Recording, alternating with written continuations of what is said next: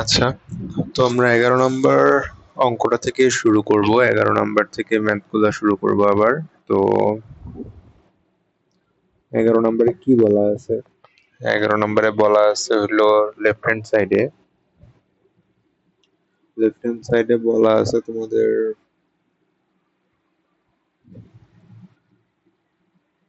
sec a plus tan a by cosec a plus cot a। তো এখান থেকে আমাদের প্রমাণ করতে বলছে, প্রমাণ অনুযায়ী আমরা এটা করব আর কি। আমাদের পরবর্তী লাইনটা লিখবো। তো দেখো এখানে এখানে পরবর্তী লাইনের জন্য একটু খেয়াল করতে হবে। এই আমাদের এখানে প্রত্যেকটা অঙ্কই মোটামুটি আলাদা বলা চলে, যেগুলো একটু কঠিন। এটা কঠিনের তালিকায় পড়ে, পরীক্ষায় আসবে কিনা এটা শিওর না, তবে মোটামুটি কঠিন। তো দেখো অ্যান্সারের অনুযায়ী আমরা উপরে নিচে জিনিসগুলা লিখবো বা তথ্যগুলা লিখবো। তো তথ্যগুলা লিখলে কিরকম দাঁড়ায়, প্রথমে যা আছে তা একবার লিখি। tan a এবং cosec a plus cot a। এখন ওপরে কি চাইছে? ওপরে চাইছে cosec a minus cot a। ঠিক আছে, তাহলে উপরে আমি cosec a minus cot a লিখবো। এখন ওপরে যে আমি cosec a minus cot a লিখলাম, এটা কি আগে থেকে ছিল? এটা কিন্তু ছিল না। হ্যাঁ, এই রাশিটা ছিল না। তো এটা কি হঠাৎ করে আমি লিখতে পারবো? লিখতে পারবো না।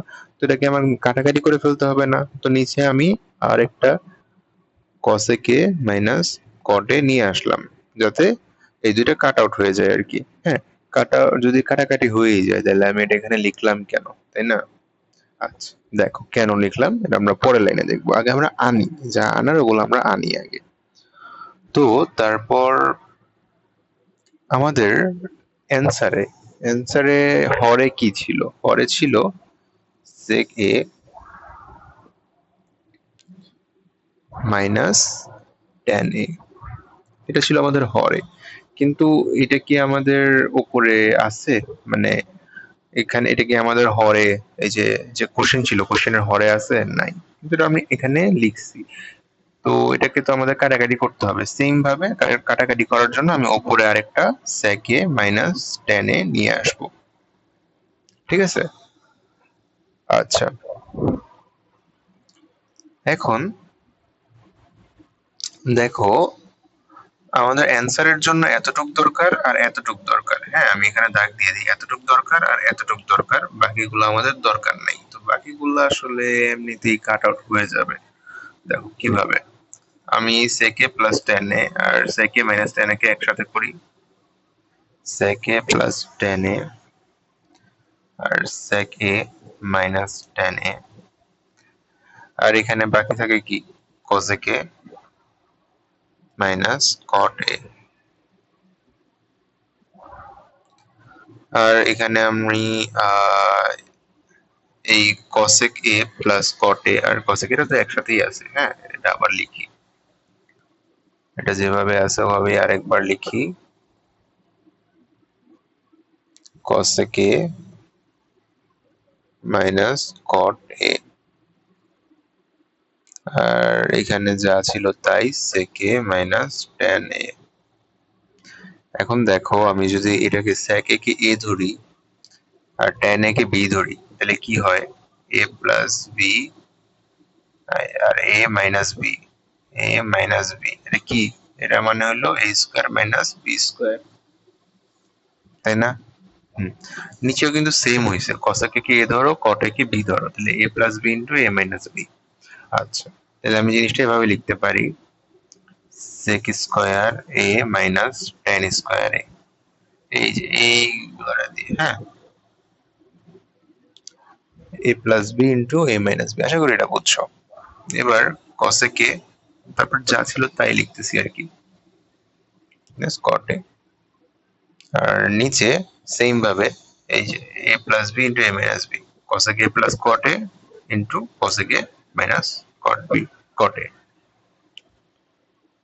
আচ্ছা, তাহলে cosec a cosec square a minus cot square a, আর যা ছিল তাই sec a minus tan a।